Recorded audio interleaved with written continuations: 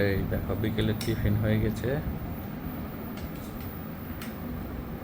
তোমরা তো কষ্ট করে টিফিন করলে আজকে এগুলা। তোমরা খাইতে চাও, খালি বলো যে বাড়িতে রুটি বানাই না, সেজন্য আজকে বানিয়ে দিলাম। জানে বলতে না পারো যে রুটি বানাই না।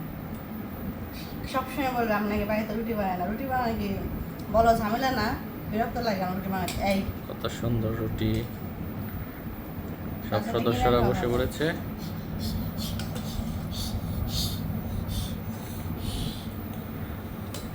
হ্যাঁ হ্যাঁ, খাবে, সবাই খাবে।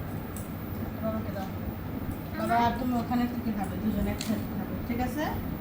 দেখি এরা করে